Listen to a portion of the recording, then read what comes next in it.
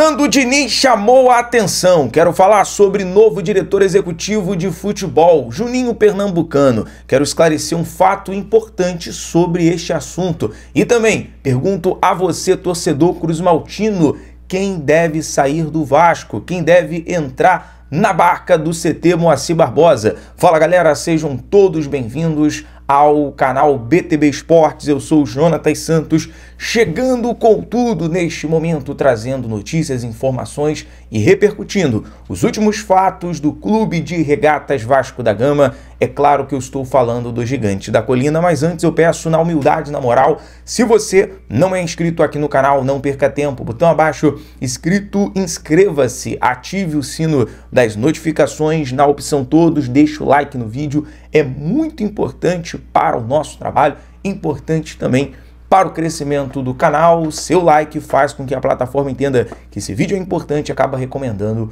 para muitos cruzmaltinos apaixonados. Obrigado pelo like, obrigado pela sua inscrição. Lembrando, em parceria com a Alfa, lá você encontra as melhores odds e cotação do mercado. Vai fazer a sua aposta nos jogos da Sul-Americana ou da Libertadores? Link no primeiro comentário fixado. Faça o seu cadastro, seja Alfa você também. Aposte com responsabilidade, lembrando que é para maiores de 18 anos. Sem mais delongas, vamos aqui às informações do Legítimo Clube do Povo, falar sobre a sequência importante que o Vasco tem pela frente. Apesar do retrospecto passado em que o Vasco sofre em 10 jogos, praticamente 9 jogos sem vencer, uma vitória apenas, podemos caracterizar como uma herança ruim do trabalho do Carille, do trabalho do Felipe, no desempenho do Vasco, tecnicamente, taticamente e também o lado físico e o lado mental. Trazendo a sequência do Vasco para você, torcedor: Fortaleza em São Januário neste sábado, dia 17. Em seguida, jogo decisivo pela Copa do Brasil, Operário e Vasco, jogo inicial 1 a 1. O Vasco precisa vencer, só a vitória interessa. Caso de empate, a partida será definida nos pênaltis. Dia 24, Fluminense no Maracanã. Dia 27, o Melgar em São Januário, jogo decisivo pela Copa Sul-Americana. Já vamos falar sobre essa partida. Dia 31 contra o Bragantino em São Januário. Então são 5 jogos. 5 jogos basicamente em casa. Desses 5 jogos, 4 em São Januário. E esse fator é crucial. Esse fator é importantíssimo para essa virada de chave, para a resposta. Agora tem que ser a resposta em campo, né? O Vasco deu a resposta histórica e agora precisa dar a resposta em campo para o torcedor. E claro, precisa muito do desenvolvimento, da evolução do trabalho do técnico Fernando Diniz. Falando no Diniz, pergunto a você: o que você achou, sua avaliação da estreia do trabalho do técnico Diniz? Vamos falar sobre o cenário nesse momento na Sul-Americana. Vasco e o Melgar vão fazer o jogo da vida no dia 27. Né? O Vasco nesse momento mantém com 5 pontos. A vitória do Melgar contra o Puerto Cabello ontem por 1 a 0 deixa o Melgar em segundo lugar na competição do Grupo G com 6 pontos. E o Lanús já classificado com 11 pontos. O Vasco vai disputar o segundo lugar na Sul-Americana contra o Melgar. E esse jogo, que é considerado o jogo decisivo, o jogo da vida, leva o Vasco à disputa do segundo lugar para os playoffs. O segundo lugar da Sul-Americana do Grupo G disputa uma vaga para a fase de grupos, aliás, para a fase classificatória da Sul-Americana, com o terceiro lugar da Libertadores. Um jogo considerado difícil. Se você pegar os times que estão em terceiro lugar na Libertadores, vai ser um jogo desafiador, mas o Vasco precisa, obviamente, buscar essa classificação. Até porque, eu pergunto a você, torcedor cruzmaltino, o Vasco tem que abdicar das Copas? Focar só no Brasileirão? Eu acho que time grande tem que estar em todas as competições. O Vasco vai ter que aproveitar a janela que vai abrir no dia 10 de julho para fortalecer esse elenco. Fernando Diniz tem que passar a resgatar essa confiança. Falando em confiança, foi exatamente essa chacoalhada, essa chamada de atenção que o Diniz deu ao grupo.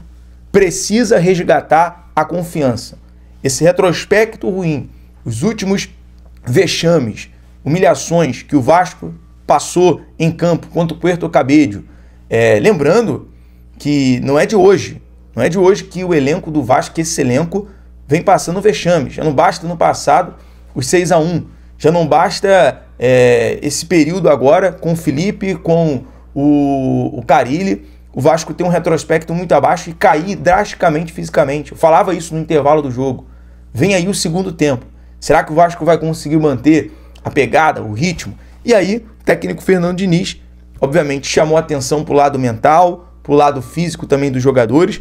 E o novo preparador físico do Vasco, né, o Wagner Bertelli, vai ter trabalho. Ontem, inclusive, ele fez trabalhos exclusivos com os jogadores da defesa para melhorar esse desempenho. E ontem, mais uma vez, ali com um erro, né, drástico do Piton, um erro também na linha defensiva do Vasco, acabou culminando no contra-ataque e no gol da equipe do Lanús. O Vasco se comportou muito bem no primeiro tempo, isso é evidente, isso é um fato. O Vasco se comportou bem, teve ali, o Luiz Gustavo salvou no primeiro tempo, que seria o gol do Lanús, onde uma saída errada, né, do Léo Jardim, que precisa também, na minha opinião, o Léo Jardim não fez um bom primeiro tempo, não vem passando confiança nesse momento, e ontem com a partida contra o clube argentino, renovou automaticamente, né, aquela cláusula de mais um ano de contrato até 2026, atingindo 60% dos jogos. Mas o Léo Jardim é mais um que precisa melhorar, resgatar essa confiança, os jogadores também, no geral, precisa melhorar esse desempenho, e é o que mais o Fernando Diniz desabafou na coletiva. Vou colocar aqui, inclusive, a coletiva completa para você, torcedor cruzmaltino, acompanhar e assistir aqui, tá bom?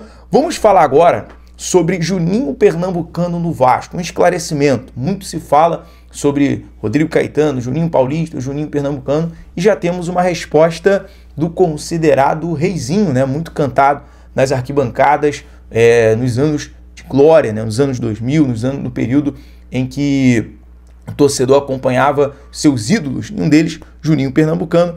Ele diz o seguinte, né, em resposta do canal Atenção Vascaínos: não existe nenhuma chance de Juninho Pernambucano ser dirigente do Vasco.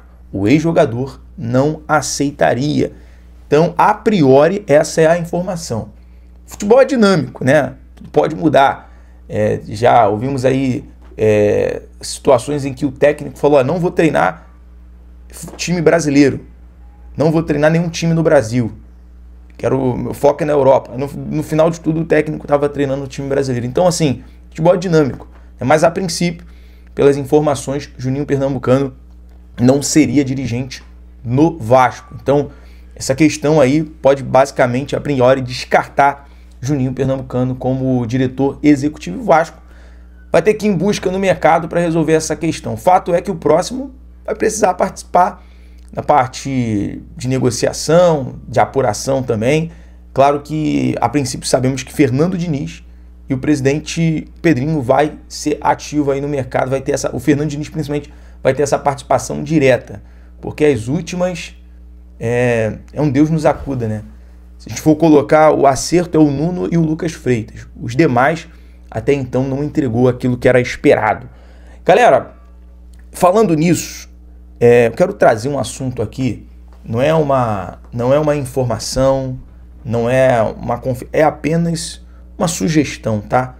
Porque eu falei sobre esse jogador recentemente e seria interessante, galera dos scouts, próprio Fernando Diniz, Pedrinho, dar uma atenção e até mesmo tentar aí atravessar, porque surgiu uma informação que o Cruzeiro estuda ainda a contratação do Inestrosa do Atlético Nacional.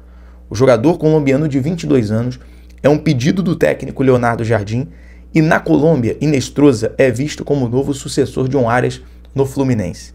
Se a gente fizer uma comparação, quem mais ajudava Diniz no Fluminense? John Arias e Ganso. O Diniz quer recuperar o Coutinho. Vai ter trabalho. O Coutinho precisa evoluir muito, mas eu acredito que tem condições. E esse Inestrosa, cá pra nós, é bom. O moleque é bom, 22 anos. Com certeza o Atlético Nacional da Colômbia vai dar sopa. Eu tô falando aqui, não estou falando aqui de um novo Emerson Rodrigues, não. De fato, o camarada simplesmente destruiu no 3-0 contra o Internacional. Pode ser considerado uma das revelações nessa Libertadores. E o Vasco tem que aproveitar. Hoje, você negociar com o futebol colombiano é barato. Então o Cruzeiro está de olho, apenas estudando.